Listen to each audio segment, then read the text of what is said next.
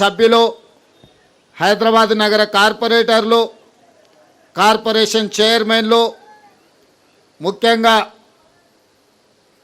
Hyderabad parliament ప్రాంతం సంబంధించిన వేలాది మంది యువకులు ఈరోజు ఈ ఫ్లైఓవర్ ప్రారంభోత్సవ కార్యక్రమంలో పాల్గొని ప్రభుత్వం చేస్తున్న అభివృద్ధికి అండగా నిలబడ్డందుకు మీకు అందరికీ మనస్ఫూర్తిగా ధన్యవాదాలు. మిత్రులారా, 2005 నుంచి 2009 లోపల ఆనాడు డాక్టర్ వైఎస్ రాజశేఖర రెడ్డి గారు ముఖ్యమంత్రి ఉన్నప్పుడు 11.5 కిలోమీటర్ల మొత్తం ఉమ్మడి రాష్ట్రంలోని అతిపెద్ద ఫ్లైఓవర్ పివి నరసింహారావు గారి ఫ్లైఓవర్ ఆనాడు మనం నిర్మించుకోవడం జరిగింది.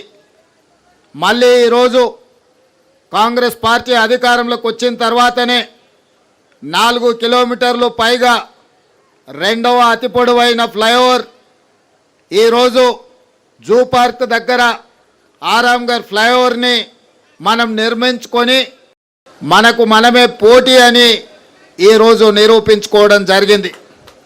ఇవాళ హైదరాబాదు నగర అభివృద్ధి మన తెలంగాణ అభివృద్ధి. ఈ హైదరాబాదు నగర అభివృద్ధి కోసం మన ప్రభుత్వం వచ్చినప్పటి నుండి ప్రణాళికలు చేసి ప్రణాళికలలో భాగంగా రోడ్ల విస్తరణ, మెట్రో రైల్ నిర్మాణం, తాగునీటి సమస్యల పరిష్కారం, అదేవిధంగా శాంతి భద్రతల పరిరక్షణ, నిరుద్యోగ యువకులకు ఉద్యోగ ఉపాధి అవకాశాల కార్యక్రమాలన్నిటిని కూడా తీసుకొని ఒకటొక్కటిగా పరిష్కరించుకుంటూ ప్రజాప్రతినిధుల చేత చర్చ చేస్తూ ఈ సమస్యలను అన్నిటిని కూడా పరిష్కరించుకున్నాం.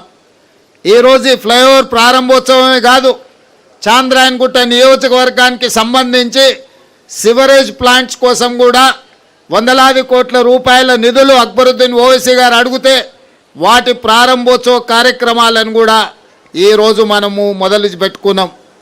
ఈరోజు చాలామంది నగర అభివృద్ధి గురించి ఎదురు చూస్తున్నారు. ఈ నగర అభివృద్ధిలో మెట్రో విస్తరించాల్సిన అవసరం ఉన్నది, గోదావరి జలాలను తీసుకురావాల్సిన అవసరం ఉన్నది, మూసీ నదిని పునరుజ్జీవింపజేయాల్సిన అవసరం ఉన్నది. ఆనాడు నిజాం సర్కార్ 1908లో వరదలు వచ్చినప్పుడు హైదరాబాదు నగరంలో వేలాది మంది చనిపోయినప్పుడు ఆ రోజు మోక్షగుండం విశ్వేశ్వరయ్యను ఒక ఆర్కిటెక్టుగా, ఇంజనీర్గా నియమించి ఉస్మాన్ సాగర్, హిమాయత్ సాగర్ను నిర్మించడమే కాకుండా వకారాబాద్ నుంచి వచ్చే మూసా, ఈసా నదుల యొక్క వరదల్ని నియంత్రించి హైదరాబాద్ నగరానికి తాగునీటి సమస్యను పరిష్కరించడమే కాకుండా ఈ హైదరాబాద్ సిటీని లేక్ సిటీగా, లేక్స్ అండ్ రాక్ సిటీగా ప్రపంచంలోని ఒక గొప్ప పేరు నిజాం సర్కార్ ఆనాడు హైదరాబాద్ నగరానికి తీసుకొచ్చింది. ఇవాళ ఆనాడు నిజాం చేసిన అభివృద్ధిని పరిరక్షించుకుంటే ప్రపంచ చిత్రపటంలో హైదరాబాదు నగరంతో పోటీ పడే నగరమే లేదు. కానీ కాలక్రమేణా కబ్జాదారులు లేదా ఆక్రమించుకోవడం వల్ల హైదరాబాదు నగరం యొక్క సుందరీకరణ దెబ్బతింటున్నది. ఈరోజు హైదరాబాదు నగరంలో చిన్న వర్షం వచ్చినా వరదలు వస్తున్నాయి, ట్రాఫిక్ జామ్లు అవుతున్నాయి. వీటన్నిటిని కూడా పరిష్కరించుకోవాలన్న ఆలోచనతోనే ఈరోజు మన ప్రభుత్వం ముందుకు వెళ్తుంది. भाई बहनों, जो मंच पे बैठे हुए हमारे एमआईएम पार्टी के अध्यक्ष असदुद्दीन ओवैसी साहब, हमारे बचपन के दोस्त, आप लोगों को कितना पता है या नहीं मुझे पता नहीं, 35 साल पहले जब हिमायत नगर में हम अकबरुद्दीन साहब ने जब कॉलेज को जाते वक्त हम लोग सब मिलते थे, मेरा बचपन का दोस्त थे उन्होंने।